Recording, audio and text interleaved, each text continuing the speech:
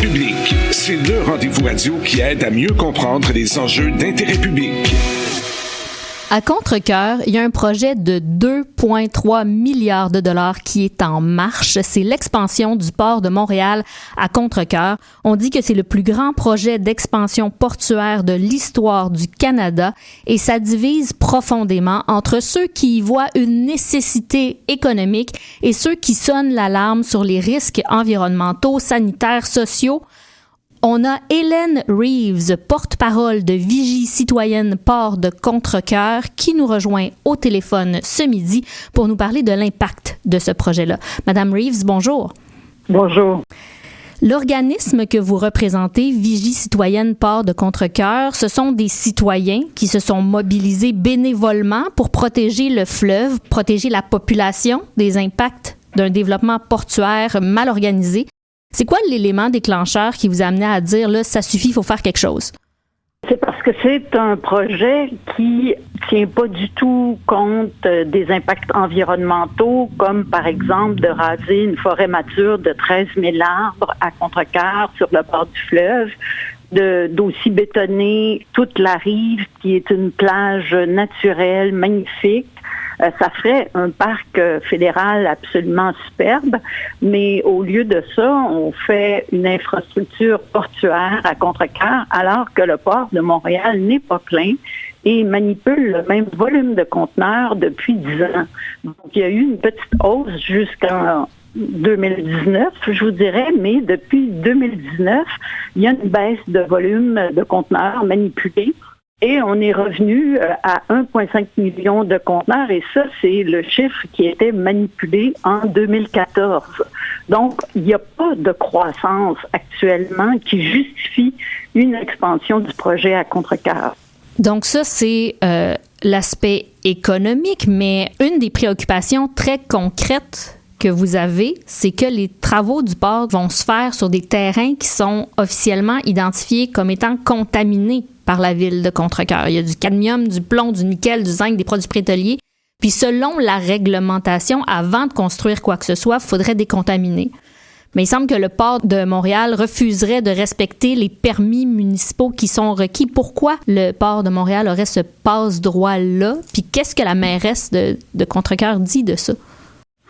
En fait, c'est que le port de Montréal dit qu'il est une société fédérale sur des terrains fédéraux et donc qu'il n'a pas besoin de respecter les règlements de la ville de Contrecœur. Effectivement, c'est extrêmement inquiétant parce que il y a des terrains contaminés qui sont identifiés dans les règlements de la ville de Contrecœur avec justement des métaux lourds là, comme du cadmium, du nickel, du cuivre, du plomb, du zinc, des produits pétroliers. Et normalement, ça nécessite un plan de réhabilitation qui est approuvé par le ministère de l'Environnement du Québec.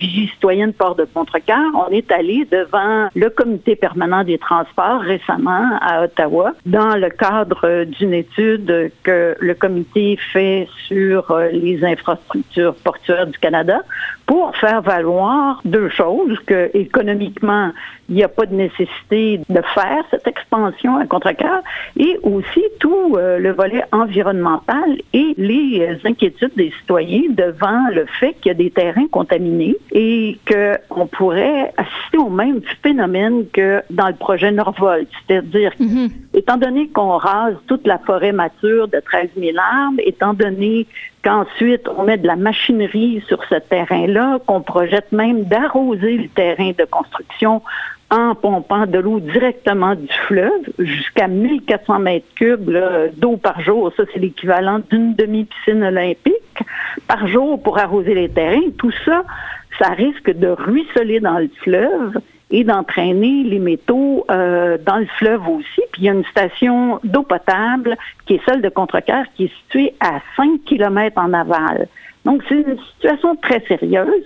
Donc, vous parlez d'un risque de contamination de la station d'eau potable de Contrecœur qui est à seulement 5 km du chantier, là. C'est un risque réel, selon vous?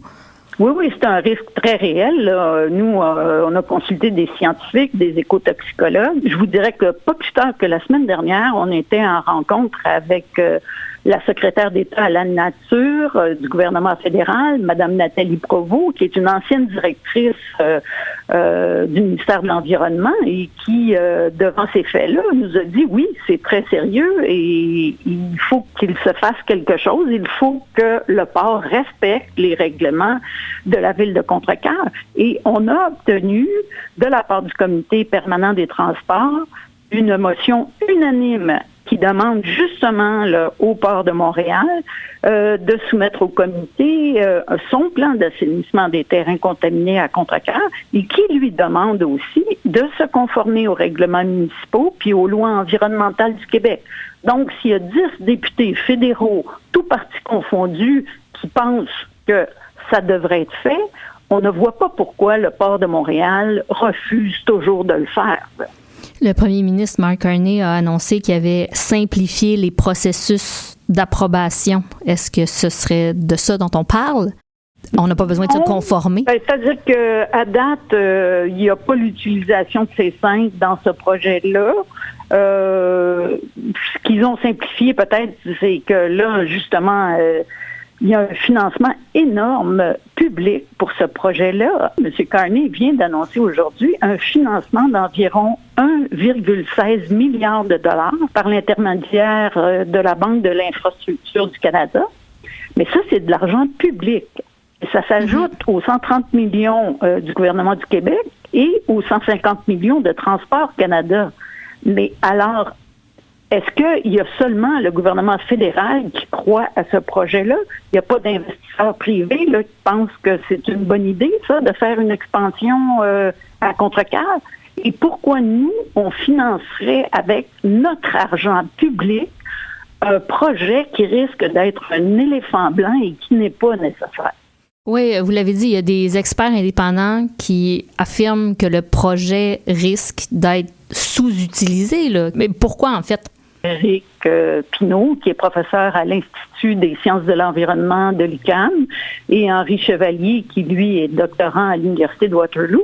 Eux, ce qu'ils ont fait, c'est qu'ils ont analysé toutes les statistiques du port de Montréal et ils ont aussi analysé le marché mondial des porte-conteneurs pour dire, est-ce que ce projet-là est viable. Parce que les dernières études, les dernières recherches datent de loin, là, quand même. Là. Ça fait au moins 10 ans, puis ça fait 40 ans qu'on parle de l'expansion de ce sport-là. Alors peut-être que l'information est plus à jour, là.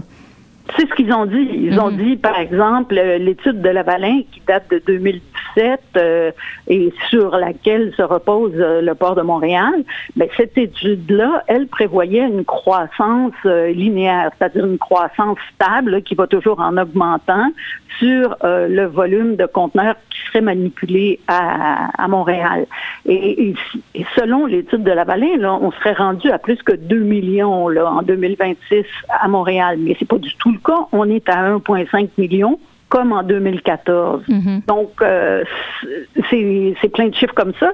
Et aussi, ce qu'il y a actuellement, c'est que qui n'avait pas été prévu par l'étude de Lavalin, c'est 2 facteurs. C'est que les navires sont de plus en plus gros. Les porte-conteneurs, maintenant, là, ils peuvent facilement transporter plus que 6500 conteneurs.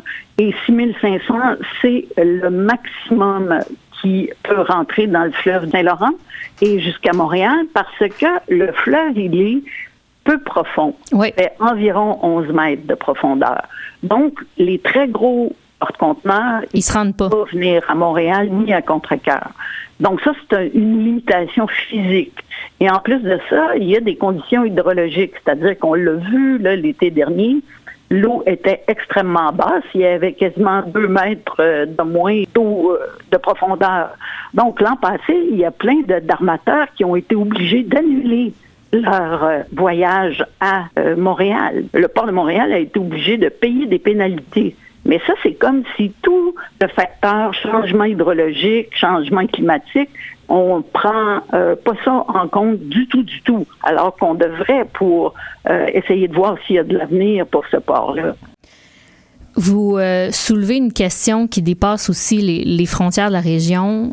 L'opération du port de Contrecœur, ça a été confié pour 40 ans à DP World, une compagnie des Émirats arabes unis. Le PDG avait des liens avec Jeffrey Epstein, au point où la Caisse de dépôt a suspendu ses investissements avec cette firme-là. Le Congrès américain aussi s'est opposé aux investissements de DP World dans plusieurs de leurs ports pour des raisons de sécurité nationale. Alors pourquoi Ottawa ne voit pas ces signaux-là, selon vous? Il doit avoir un certain lobby, il doit avoir quelque chose, là. En tout cas, la question se pose. Oui, tout à fait. C'est très pertinent parce que nous, quand on est allé devant le comité permanent des transports, on a soulevé tous ces facteurs-là. On a dit que c'est extrêmement risqué de donner l'exploitation du port de Contrecœur pour 40 ans. 40 ans, là, c'est tout un bail, là, à DP World des Émirats arabes qui va prendre le contrôle carrément de l'exploitation de ce port-là. C'est stratégique aussi en termes de sécurité nationale. Nous, on demande un examen de l'Office de surveillance des activités en matière de sécurité nationale et de renseignement sur les conséquences de cette prise de contrôle de DP World sur le port de Contrecœur pendant 40 ans. Il faut se poser des questions sérieuses. C'est une stratégie qui est connue à travers le monde que les Émirats arabes et la Chine sont deux pays qui prennent le contrôle des ports partout à travers le monde. Oui. DP World est en Afrique, DP World est un peu partout en Australie, en Angleterre, etc. Et donc, c'est une vraie stratégie géopolitique là, qui se met en place et le Canada semble d'une grande naïveté là, par rapport à ça. Mais ce que ça veut dire aussi, c'est que si les gens de la région s'imaginent là, qu'ils vont avoir des emplois payants avec le port de Contrecœur. C'est ce qui est annoncé en tout cas? Oui, mais ça n'est probablement pas le cas parce que, par exemple, si on prend l'exemple de DP World en Angleterre, quand ils ont acquis PEO Ferries là, dans un port, ils ont mis les 800 employés syndiqués à la porte en 30 minutes par Zoom et ils les ont remplacés par des temporaires. Donc ça veut dire les employés syndiqués... il n'y en a pas, là. Il n'y en a pas. Il n'y en a pas du tout. Donc, qu'est-ce qui va se passer pour l'exploitation du port de Contrecœur par DP World des Émirats arabes? Il faut se poser des sérieuses questions. Et quand on regarde même les chiffres donnés par le port de Montréal, en janvier 2025, on disait qu'il y aurait 1100 emplois directs créés par le port. Puis aux portes ouvertes, au mois d'août, on était rendu à 489. Donc, ça avait fondu de 50 %. Mais est-ce que ça va continuer de fondre comme ça? On sait que DP World aime beaucoup automatiser au maximum ses ports. Oui. Madame Reeves, on n'a plus beaucoup de temps, mais c'est important de dire, vous réclamez un moratoire sur le projet pour qu'il soit réévalué par des experts indépendants, mais les travaux sont déjà en cours, là. Mark Carney est en Montérégie en ce moment pour donner le coup d'envoi. Est-ce qu'il est encore temps d'agir? Est-ce que les citoyens peuvent encore se faire entendre?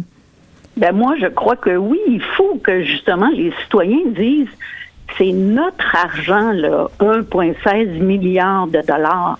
Est-ce qu'on veut que ça soit dépensé dans une infrastructure qui est non viable?